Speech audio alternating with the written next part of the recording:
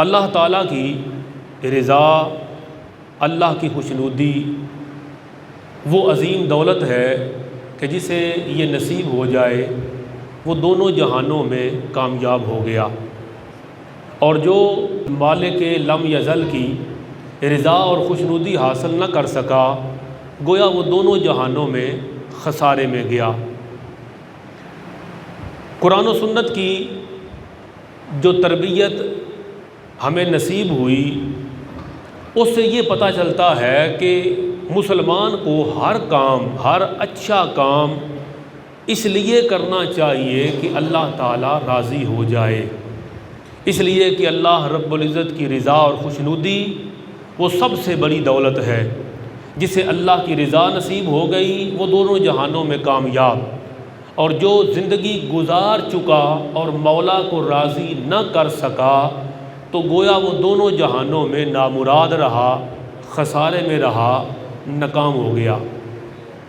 جن کاموں پر اللہ تعالیٰ کی رضا نصیب ہوتی ہے ان کاموں میں ایک کام ہے اللہ کے دین کو سیکھنا اور دین کو سکھانا۔ بہت سارے کاموں سے اللہ راضی ہوتا ہے، ان سارے کاموں میں ایک کام جس سے اللہ راضی ہوتا ہے وہ ہے کہ بندہ دین سیکھے، اور صرف سیکھے نہ بلکہ دین سیکھ کے لوگوں کو سکھائے۔ یہ اتنا عظیم کام ہے کہ اس سے اللہ تبارک و تعالیٰ راضی ہوتا ہے۔ صرف رضا نصیب نہیں ہوتی بلکہ بندے کو اس جہان میں بھی عزتیں ملتی ہیں، اگلے جہان میں بھی بندے کو وقار ملتا ہے۔ اب دین کا علم سیکھنا، علم حاصل کرنا، علم میں اضافے کی کوشش کرنا، یہ کتنا بڑا کام ہے کہ حضور صلی اللہ تعالیٰ علیہ وآلہ وسلم کہ اللہ تعالیٰ نے اپنے محبوب کو ہر ایک سے، ہر فرد سے بڑھ کر علم عطا فرمایا۔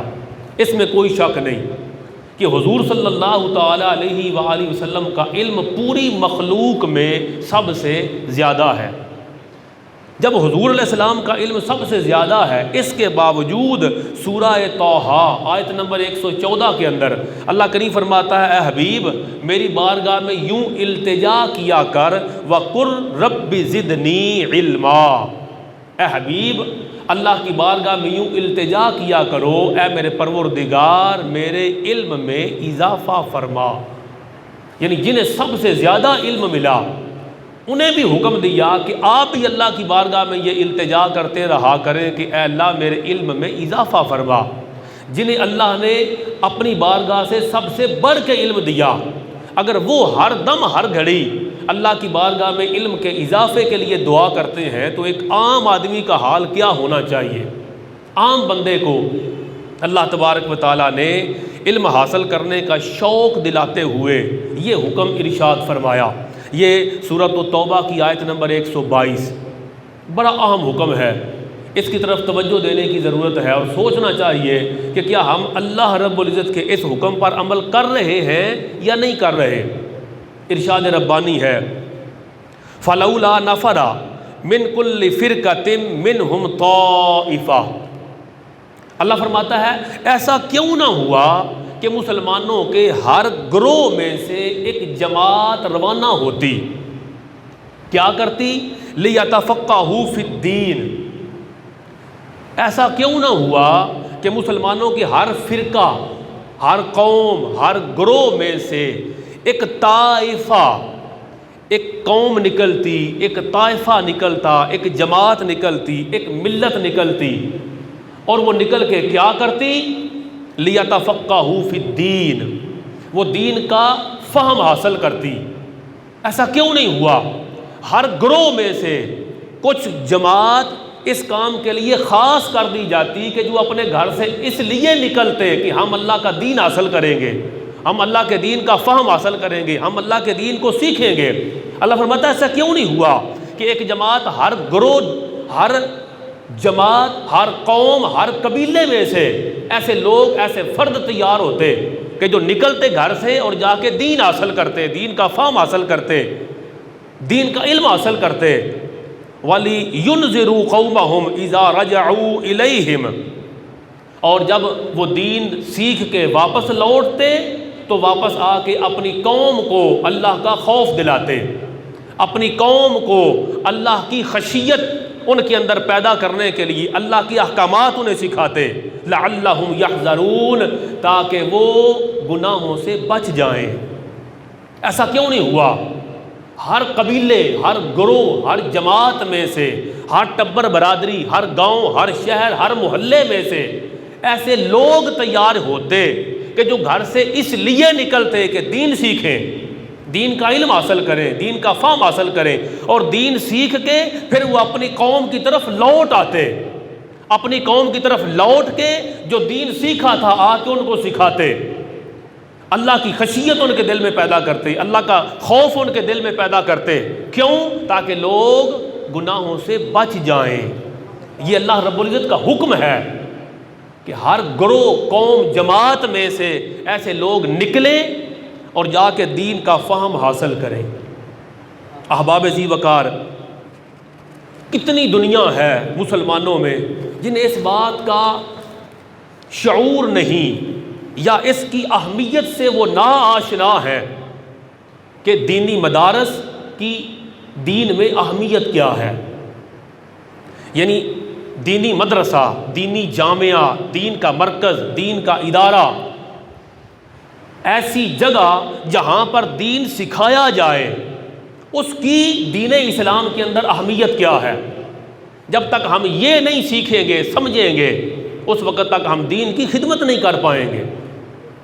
آئیں تھوڑی دیر کے لیے دینی مدارس کی تاریخ اور اس کے مختلف ادوار کو دیکھتے ہیں کہ دین کا مدرسہ، دین کا جامعہ ایک ایسا ادارہ جہاں دین سکھایا جائے اور لوگ اپنے آپ کو وقف کریں دین سیکھنے کے لیے، کیا ایسے ادارے کی اسلام میں کوئی اہمیت ہے کہ نہیں؟ آپ تاریخ اسلام کی طرف متوجہ ہوں، تاریخ اسلام کا مطالعہ کریں تو دیکھیں گے کہ اسلام کی ترویج اور اسلام کی اشاعت کے لیے مساجد اور دینی اداروں نے ہر دور میں بنیادی کردار ادا کیا۔ اسلام کو پھیلانے کے لیے، اسلام کی اشاعت کے لیے بنیادی کردار مساجد کا رہا، بنیادی کردار دینی اداروں کا، جامعہ کا، مدرسہ کا رہا۔ اور اگر آپ کو دین مسجد سے ملتا ہے تو مسجد کے اندر جو آپ کو دین سکھا رہا ہے، امام سکھا رہا ہے، قاری سکھا رہا ہے، حافظ سکھا رہا ہے، عالم سکھا رہا ہے، وہ عالم دین کو کہاں سے لے کے آ رہا ہے، وہ خود دین کہاں سے سیکھ رہا ہے، وہ دین کا فہم کہاں سے حاصل کر رہا ہے۔ مسجد میں دین سکھایا جا رہا ہے تو جو دین ایک بندہ مدرسہ سے سیکھ کے آیا وہ ایک مسجد کو آباد کر رہا ہے۔ مسجد کی آبادی مسجد میں ٹائل لگانے پر نہیں منحصر، مسجد کی آبادی مسجد کو مزین کرنے پر ڈیپینڈ نہیں کرتی، مسجد کی آبادی ڈیپینڈ کرتی ہے کہ مسجد میں دین سکھانے والا کون ہے۔ مسجد آباد ہوگی مسجد کے دین سکھانے والے سے، اور وہ ایک مسجد کو ایک بندہ آباد کرتا ہے، وہ عالم دین ہے جو مسجد کو آباد کرتا ہے۔ اس عالم دین نے دین کہاں سے لیا؟ کسی ادارہ سے لیا، کسی مدرسہ سے لیا، کسی جامعہ سے لیا۔ تو دین ملے گا مسجد سے، اور مسجد آباد ہوگی مدرسہ سے، اور مسجد اور مدرسہ آباد ہوگا تو آپ کے گھر میں دین آئے گا، اور دین آئے گا تو آپ کی نسلیں سنورے گی اور اللہ رب العزت کی رضا نصیب ہوگی۔ بندہ سوچتا ہے کہ ایک ادارہ بنانا، اس ادارے پہ خرچ کرنا، اس ادارے پہ فوکس کرنا، ساری توجہات ایک ادارے پہ لگا دینا، اس کی حضور پاک کے دور میں کیا اہمیت تھی، اس بات کو سمجھنے کی ضرورت ہے۔ حضور صلی اللہ تعالیٰ علیہ وآلہ وسلم نے مکہ مکرمہ سے دین کی تبلیغ کا آغاز کیا۔ یہ بات بڑی سمجھنے والی ہے اور اس کو دل میں جگہ دینے کی ضرورت ہے۔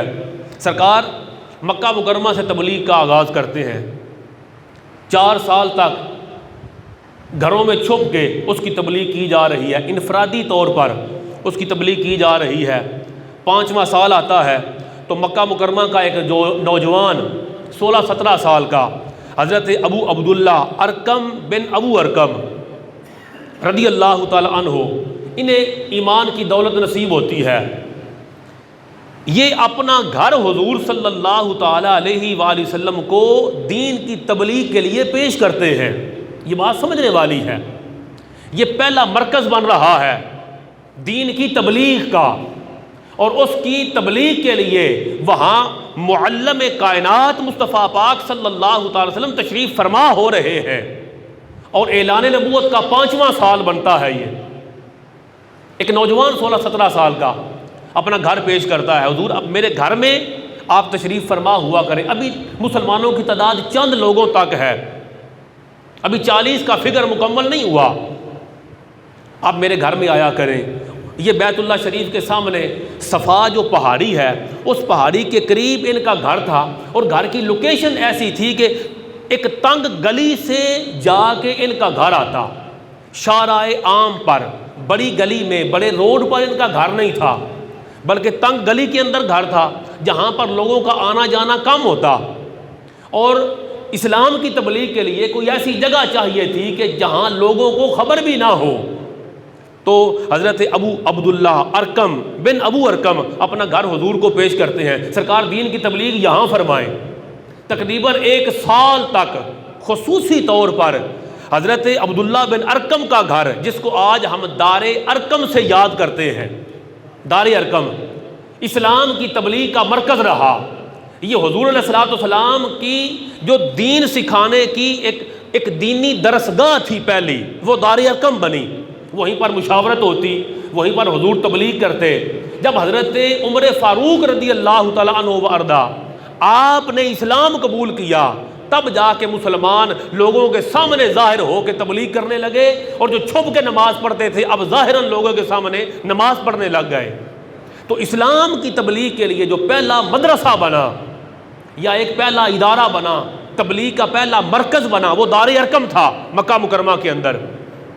پھر حضرت سیدہ خدیجہ الکبریٰ رضی اللہ تعالی عنہا، آپ کا دار اقدس، آپ کا گھر مبارک، وہ دینی ادارہ بنا پہلا، ابتدائی دینی اداروں میں۔ پھر حضرت ابوبکر صدیق رضی اللہ تعالی عنہ وارضا، آپ کا گھر وہ دین کا مرکز تھا۔ پھر حضور صلی اللہ تعالی علیہ وآلہ وسلم مدینہ منورہ ہجرت کر کے تشریف لے کے گئے، ریاست مدینہ منورہ کو قائم فرمایا۔ مکہ مکرمہ کے حالات مختلف تھے، آپ کو پتہ ہے، اس لیے ہجرت کرنی پڑی۔ لیکن جب حضور صلی اللہ تعالی وسلم مدینہ منورہ میں جلوہ افروز ہوئے، اب سوچنے والی بات ہے کہ مدینہ منورہ ہجرت فرمائی، پہلے مسجد قباء بنائی، پھر مسجد نبوی شریف کو تعمیر کیا۔ مسجد نبوی تعمیر ہو چکی، اس کے باوجود مسجد کے اندر ایک چبوترا بنایا جو صفہ کے نام سے معروف ہوا۔ صفہ چبوترے کو کہتے ہیں، سایہ دار جگہ چبوترا، تھوڑی بلند جگہ جو بنائی جاتی ہے بیٹھنے کے لیے، وہ سایہ دار جگہ تھی، اور ایک چبوترا صفہ کے نام سے حضور صلی اللہ تعالی علیہ وسلم نے مختص فرما دیا۔ کس کام کے لیے؟ کہ یہاں وہ لوگ آئیں کہ جو دنیا داری کا کام ترک کر دیں، دنیا کی مصروفیات چھوڑ دیں، جو کاروبار نہیں کریں گے، جو بزنس نہیں کریں گے، جو دنیا کے کام کاج نہیں کریں گے، جو گھر بار کو چھوڑ دیں گے، دنیا کو ترک کر کے فقط دین سیکھنے کے لیے حضور صلی اللہ تعالی وسلم کی بارگاہ میں جنہوں نے اپنے آپ کو وقف کر دیا، وہ صفہ چبوترے پہ جلوہ افروز ہوئے۔ 70 تعداد ان کی ہوتی، کبھی 70 سے کم ہوتی، کبھی 200 تعداد ہو جاتی، کبھی 400، کبھی 700 تک۔ یہ وہ لوگ تھے جو مختلف علاقوں سے مہمان بن کے آتے، صفہ چبوترے پہ ٹھہرتے، وفد مختلف علاقوں سے ملاقات کے لیے آتے، صفہ چبوترے پہ ٹھہرتے، اور حضور علیہ الصلوۃ والسلام کے صحابہ کرام میں سے وہ لوگ کہ جنہوں نے دنیا کو ترک کر دیا، فقط انہوں نے اپنے آپ کو وقف کیا کہ ہم دین سیکھیں گے، ہم حضور صلی اللہ تعالی علیہ وآلہ وسلم سے دینی رہنمائی لیں گے، اور دینی رہنمائی لے کے لوگوں تک پہنچائیں گے۔ انہوں نے اپنے آپ کو وقف کیا صفہ چبوترے پر، اور وہ غریب لوگ تھے، وہ ظاہر ہے بے سر و سامان تھے، وہ بزنس تو نہیں کرتے تھے، وہ کاروبار تو نہیں کر سکتے تھے، لیکن انہوں نے اپنے آپ کو وقف کر دیا دین سیکھنے کے لیے. اور 70 سے لے کے 700 400 تک ان کی تعداد کم و بیش ہوتی رہتی. بعض لوگوں کی پھر شادی ہو جاتی تو پھر وہ صفہ سے ہٹ کے اپنا گھر آباد کر لیتے. لیکن سمجھنے والی بات یہ ہے کہ یہ جو صفہ چبوترا تھا، یہ مصطفیٰ جان رحمت صلی اللہ تعالیٰ علیہ وآلہ وسلم کا پہلا جامعہ بنا، پہلا مدرسہ بنا، پہلی حضور علیہ الصلوۃ والسلام کی یونیورسٹی بنی، حضور علیہ الصلوۃ والسلام کا پہلا دینی ادارہ جہاں پر لوگ دین سیکھتے اور دین سیکھنے کے لیے اپنے آپ کو وقف کرتے. یہ سمجھنے والی بات ہے. اور وہ ان میں بڑے بڑے نام صحابہ کرام کے آتے ہیں. میں آپ کو بتاؤں اصحاب صفہ میں کون آتا ہے؟ حضرت ابو ہریرہ رضی اللہ تعالی عنہ وارضا، یعنی وہ لوگ جنہوں نے وہاں بیٹھ کے دین سیکھا اور دین سیکھ کے بیان کیا. عام مشہور یہ ہے کہ سب سے زیادہ احادیث حضرت ابو ہریرہ رضی اللہ تعالی عنہ وارضا سے مروی ہے. حالانکہ روایات کے اندر آتا ہے سب سے زیادہ احادیث جو ہیں حضرت مولا علی شیر خدا کرم اللہ تعالی وجہہ الکریم سے مروی ہیں. مگر جو زیادہ احادیث بیان کرنے والے صحابہ ہیں علی پاک اور حضرت ابو ہریرہ. ابو ہریرہ کون ہے؟ اصحاب صفہ میں سے ہیں. بزنس نہیں کیا، کاروبار نہیں کیا، بلکہ اپنے آپ کو دین سیکھنے کے لیے وقف کیا. وہ کاروبار کر سکتے تھے. کوئی بندہ کہہ سکتا ہے نا یہ جو مدرسے میں بچے پڑھتے ہیں ہم ان کی خدمت کیوں کریں، ہم ادارے پہ خرچ کیوں کریں، ہم اپنا مال ان پہ کیوں لٹائیں، یہ خود کاروبار کریں، یہ خود بزنس کریں. میں کہتا ہوں یہ مشورہ جو تم آج انہیں دے رہے ہو یہ مشورہ تم حضور پاک کے دور میں ہوتے تو حضور پاک کو دیتے. یہ جو 70 صحابہ ہیں حضور یہ جا کے کام کاج کیوں نہیں کرتے؟ ابو ہریرہ آپ کے پاس بیٹھے رہتے ہیں، ابو ذر بیٹھے رہتے ہیں، عمار بن یاسر بیٹھے رہتے ہیں، حضرت صہیب رومی بیٹھے رہتے ہیں، عقبہ بن عامر بیٹھے رہتے ہیں، حذیفہ بن یمان بیٹھے رہتے ہیں، ابو سعید خدری بیٹھے رہتے ہیں، ابو الدرداء بیٹھتے ہیں، سلمان فارسی بیٹھتے ہیں، بلال حبشی. یہ لوگ جا کے کام کاج کیوں نہیں کرتے؟ یہ ہر وقت صفہ چبوترے پہ ہوتے ہیں، دین سیکھتے ہیں، حدیثوں کو یاد کرتے ہیں، دین کی احکامات کی تفصیلات لیتے ہیں، باقاعدہ قرآن کی تفسیر سمجھتے ہیں اور سیکھ کے پھر آپ کے صحابہ کو جا کے سکھاتے ہیں. آج کا کوئی بندہ ہوتا تو وہ کہتا یہ جا کے کام کاج کرے، انہیں اور کوئی کام نہیں، یہ بزنس کرے. ارے حضور علیہ الصلوۃ والسلام نے جو ہمیں دین سکھایا اس دین کا ایک جز یہ ہے، اس لیے کہ قرآن پاک نے یہ باقاعدہ حکم دیا تھا کہ فَلَوْلَا نَفَرَ مِن كُلِّ فِرْقَةٍ مِّنْهُمْ طَائِفَةٌ. ایسا کیوں نہ ہوا کہ مسلمانوں کے ہر گروہ میں سے ایک جماعت روانہ ہوتی، کیا کرتی؟ اپنا گھر بار چھوڑتی، ہر گروہ میں سے، ہر قبیلے میں سے، ٹبر میں سے، محلے میں سے ایک جماعت نکلتی. کیا کرتے؟ وہ گھر سے نکلتے لِيَتَفَقَّهُوا فِي الدِّينِ، سورہ توبہ آیت نمبر 122. گھر سے نکلتے اور جا کے دین سیکھتے، دین کا فہم حاصل کرتے اور دین سیکھتے، سیکھ کے پھر وَلِيُنذِرُوا قَوْمَهُمْ إِذَا رَجَعُوا إِلَيْهِمْ، دین سیکھ کے پھر لوگوں کی طرف لوٹ آتے، اپنی قوم میں واپس آ جاتے اور آ کے انہیں دین سکھاتے، خوف خدا یاد دلاتے، لَعَلَّهُمْ يَحْذَرُونَ، تاکہ وہ بھی اللہ سے ڈریں اور گناہوں کو چھوڑ دیں. یہ تو اللہ کا حکم تھا کہ ایک جماعت ایسی ہو کہ جو اپنا گھر بار چھوڑے، کاروبار چھوڑے، دنیا کی مصروفیات کو ترک کرے اور فقط اپنے آپ کو دن رات دین سیکھنے کے لیے وقف کرے. وہ دین سیکھے اور دین سیکھ کے واپس آئے اور اپنے لوگوں کو، قبیلے کو، ٹبر برادری کو، جماعت کو، خاندان کو وہ دین سکھائے. یہ اللہ کا حکم بھی ہے، مصطفیٰ جان رحمت صلی اللہ تعالی وسلم کی اور اصحاب صفہ کی سنت بھی ہے. پھر آقا علیہ الصلوۃ والسلام نے ان اصحاب صفہ کو جنہوں نے دنیاوی مصروفیات کو چھوڑ دیا، بزنس نہیں کیا، کاروبار نہیں کیا، دن رات حضور کی بارگاہ میں دین سیکھا، اور انہی صحابہ کرام سے آج ہمیں دین ملا. آپ کو زیادہ احادیث ملتی ہیں. ابو ذر غفاری کبھی بیان کرتے ہیں، کبھی عمار بن یاسر بیان کرتے ہیں، کبھی صہیب رومی، کبھی ابو ہریرہ، کبھی ابو الدرداء، کبھی سلمان فارسی، کبھی بلال حبشی، کبھی عقبہ بن عامر، کبھی حذیفہ بن یمان، کبھی ابو سعید خدری. ارے یہ وہی صحابہ ہیں جنہوں نے دن رات اپنے آپ کو دین سیکھنے کے لیے وقف کیا تھا. آج بھی ضرورت ہے اللہ کے حکم کے مطابق ہمارے قبیلے میں سے، ہمارے ٹبر میں سے، ہماری برادری میں سے، ہمارے خاندان میں سے ایسے لوگ نکلیں جو دین سیکھیں، دین کا فہم حاصل کریں اور دین سیکھ کے لوٹ کے آئیں اور آ کے اپنے ٹبر برادری قبیلے شہر محلے کے اندر لوگوں کو دین سکھائیں۔ یہ آج سے نہیں، یہ ہمیشہ سے یہ اللہ کا حکم تھا، حضور علیہ السلام کی سنت تھی، اور اس سنت پہ عمل کرتے ہوئے آج تک اور قیامت تک مدارس بنتے رہیں گے، جامعات بنتے رہیں گے، لوگ اپنے آپ کو وقف کر کے دن رات دین سیکھیں گے اور حضور کی سنت پہ، اصحاب صفہ کی سنت پہ عمل کرتے ہوئے لوگوں کو دین سکھائیں گے۔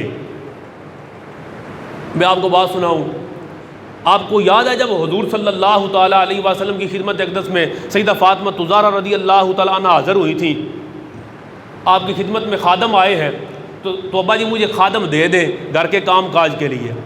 حضور علیہ السلام نے فرمایا خادم نہیں ملے گا تمہیں، تم یہ وظیفہ کرو، سبحان اللہ الحمدللہ لا الہ الا اللہ اللہ اکبر و سبحان اللہ والحمدللہ، یہ وظیفہ دیا آپ کو پتہ ہے۔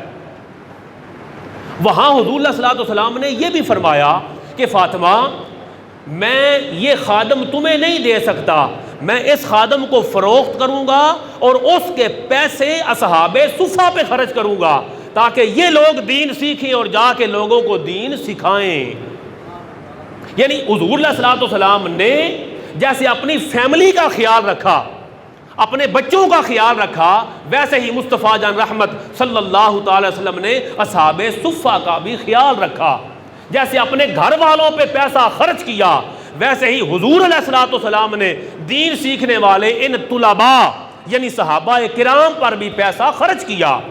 پیارے آقا کی سنت یہ ہے کہ اگر دین کو بچانا ہے تو پھر کچھ لوگ دین پڑھنے کے لیے، دین سیکھنے کے لیے وقف کرنے ہوں گے، وہ دن رات دین سیکھیں، اور جو لوگ صاحب حیثیت ہیں وہ اپنا مال ان پہ خرچ کریں، وہ اپنے وسائل ان پہ خرچ کریں۔ ہمارا حال تو یہ ہو گیا کہ ہم اپنا مال محافل پہ خرچ تو کرتے ہیں، ہم اپنا مال ساری رات جاگنے کے لیے، ہم نقیب پہ تو پیسے لٹاتے ہیں، ہم نعت کو نعت خان پر تو پیسے لٹاتے ہیں، ہم رات کو پورا ایک رات کا پروگرام کرتے ہیں، لاکھوں روپیہ اس پہ خرچ کرتے ہیں۔